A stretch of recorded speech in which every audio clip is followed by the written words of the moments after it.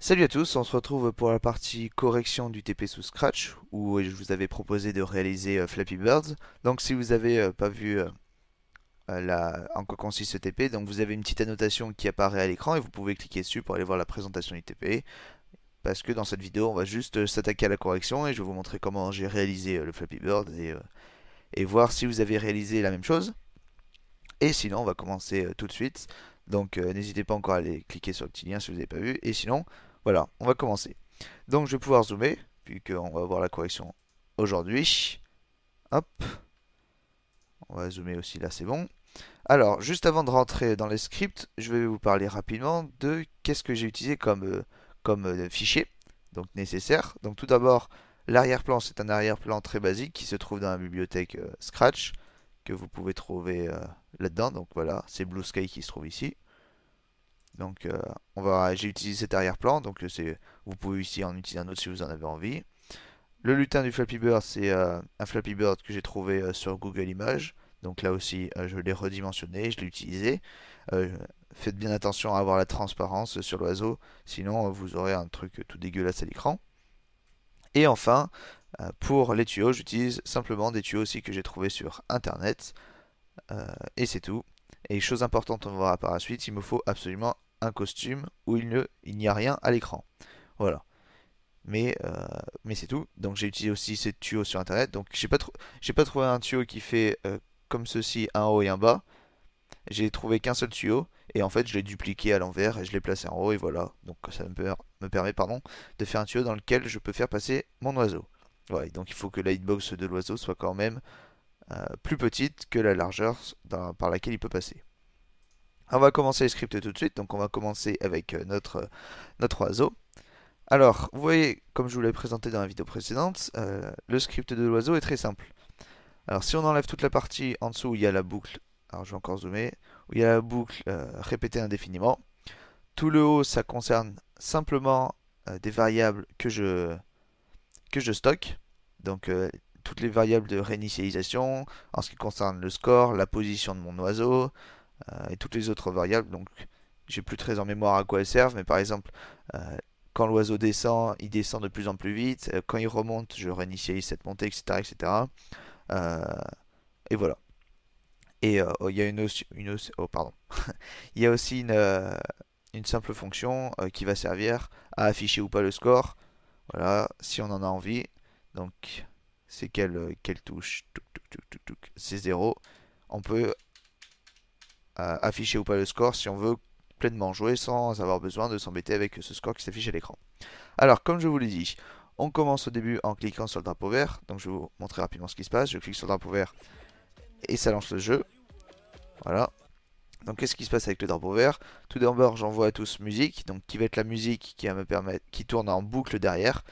Donc, musique qui se trouve dans lutin de ici. Quand je reçois musique, mettre le volume au niveau 6% et répéter indéfiniment la musique qui se trouve ici. Donc jouer le son I'm a Flappy Bird jusqu'au bout.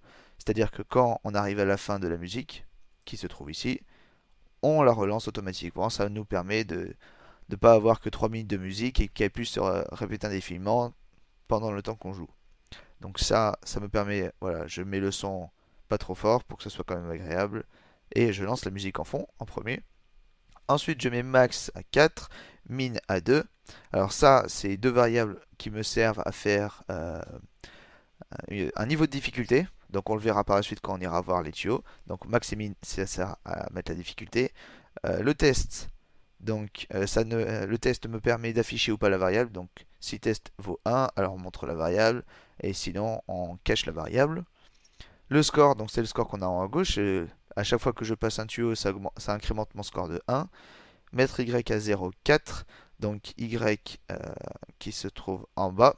Ça me permet de faire la chute de mon oiseau, donc ce Y va augmenter de plus en plus et va finir par descendre.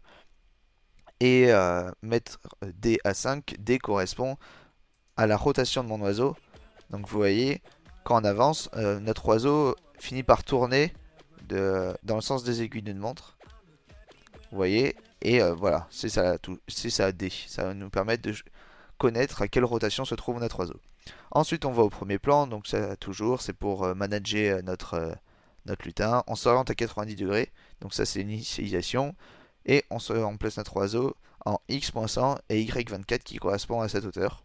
Donc le x-100, même si on a l'impression avec les tuyaux qui bougent, le x-100 ne bouge jamais. Il n'y a que le y qui bouge pour notre oiseau. Et ensuite, on envoie tous OBS, donc on verra après à quoi correspond OBS, qui correspond à... Mince, oh là j'ai fait une bêtise là. Qui correspond à obstacle, hein, ce n'est pas le logiciel avec lequel je tourne, ça correspond à obstacle, donc OBS. Et ensuite, je lance la boucle répétée indéfiniment, qui est la boucle en fait dans laquelle on va tester si l'oiseau, donc si notre Flappy Bird touche un tuyau, ou alors s'il dépasse la limite qui est en haut ou en bas, et enfin qui va modifier la direction à chaque fois qu'il y a un tour de boucle. Et si on appuie sur espace, ça modifiera cette direction. Alors, je vais y aller avec un peu plus de détails. Donc ici, on a un gros si qui fait tout le test si notre oiseau touche une partie du tuyau. Donc vu qu'il y a beaucoup de couleurs sur notre oiseau, hop là j'ai touché par exemple, vu qu'il y a beaucoup de couleurs à notre oiseau, j'ai dû faire beaucoup de tests. Donc là il y a 6 tests à chaque fois de couleurs. Donc j'ai essayé de prendre toutes les couleurs différentes du tuyau et les accorder avec les différentes couleurs de l'oiseau. Donc je teste simplement le rouge et le blanc de mon oiseau et les trois couleurs différentes et deux couleurs différentes du tuyau. Voilà. Donc ça me permet de faire le test et si je les touche, donc je montre par défaut la variable score et j'arrête tout ce qui se passe dans mon script, donc j'arrête tout. Donc ça c'est quand je touche un tuyau. Ensuite il y a les limites de hauteur et en bas, donc regardez, limite de hauteur haut, si je passe en haut ça arrête le programme parce que j'ai pas le droit pardon, de gruger. Et si je passe en bas, ça arrête aussi le programme parce que bah, il a touché le sol, voilà. Il a défoncé le sol et donc on arrête aussi, c'est ce qui se trouve ici dans cette condition. Ordonnée x égale moins 150 ou ordonnée y égale et plus supérieur à 160. On affiche la variable score et on arrête tout. Donc ça c'est les deux tests d'arrêt. Et ensuite on a les directions. Donc là on a deux directions différentes et à chaque fois qu'on avance on va modifier la direction de notre Flappy Bird. Alors direction qui correspond à la rotation, donc que je vous expliquais dans le sens d'aiguille d'une montre. Donc si ça se trouve dans une de ces deux directions, à chaque fois on tourne un peu plus. Si je n'avais pas mis cette limite de condition, mon oiseau ferait que tourner en fait sur place, ça serait complètement stupide. Donc je mets un intervalle moins 150 et 43 et donc il y a une limite à la rotation de l'oiseau, vous voyez. Au bout d'un certain temps, il ne peut plus tourner, donc c'est-à-dire qu'il est, il est penché comme ça, il ne peut pas faire des tours. Qui correspond à plus 143. Et donc, quand on réinitialise avec la touche espace, ça remet le Flappy Bird dans le bon sens, donc ça le réinitialise. Donc, ça fait l'orientation et ça met D fois 1,0001. Donc, ça fait une très très faible incrémentation. Et ensuite, on fait un glisse en très peu de temps à la même position, mais en Y-20. Et on modifie la coordonnée Y, ce qui nous permet de faire la chute du Flappy Bird comme vous le voyez. Donc ça, c'est une partie un peu plus technique, un peu plus mathématique, mais qui nous permet de rendre un mouvement fluide à l'oiseau. Donc il est très important par exemple d'utiliser glisser. Et il est très important aussi de faire des modifications de variables qui sont très très faibles, comme ici, D fois 1,0001 et ici Y fois 1,2, sinon l'oiseau ferait sa rotation directe et tomberait directement au sol, donc ça ne nous intéresse pas. Il faut quand même qu'il y ait un petit aspect de fluidité à l'écran. Et après ça, on arrive à la fin de notre boucle répétée indéfiniment et ça va repartir en haut. Voilà. Donc ici, quand 0 est pressé, donc mettre test à test fois -1 et afficher, qui correspond simplement à l'affichage de la variable score, ici avec affiché. Et enfin, quand espace est pressé, on joue le son laser qui se trouve ici. C'est pour ça que j'ai pas pu mettre la musique au même endroit. Donc je joue le son laser qui me permet de... Vous entendez peut-être le petit bruit quand j'appuie sur ma touche espace. Voilà. Ça joue le son laser. Ça oriente mon oiseau à 45 degrés. Ça ajoute 25 à Y, c'est-à-dire qu'à chaque fois on le voit monter. Alors là je fais pas une glissade, je fais vraiment une petite téléportation. Comme s'il donnait des grands coups d'aile et qu'il montait d'un coup. Et je mets Y à 0,4 qui me permet de réinitialiser ma pente, voilà, qui se trouve ici. Et je n'ai pas besoin de réinitialiser D. Du reste, j'y pense maintenant, mais j'en ai pas besoin. C'est bizarre. Mais je n'ai pas besoin de réinitialiser D vu que j'oriente par défaut mon Flappy Bird à 45. Voilà. Donc ça, c'est tout ce qui concerne l'oiseau. Maintenant, on va parler des tuyaux, donc dans lequel notre oiseau doit passer. Et je vous rappelle que la première fois que je l'utilise, c'est ici avec envoyer à tous OBS qui correspond à obstacle. Donc on se retrouve ici. Alors je ne vais pas vous parler de quand je reçois musique, ça ne sert à rien, mais on va se concentrer sur quand je reçois OBS. Alors quand je reçois OBS, ça va placer donc mon lutin qui correspond à celui-ci sur la droite, donc tout en droite. Ça va le cacher, vu que je ne veux pas que ces tuyaux s'affichent. Vu que tout ce que je veux qu'il s'affiche, c'est les tuyaux qui se déplacent, mais le tuyau par défaut, donc le tuyau qui est créé, qui existe par défaut, donc notre vrai costume, je ne veux pas qu'il s'affiche, donc je le cache.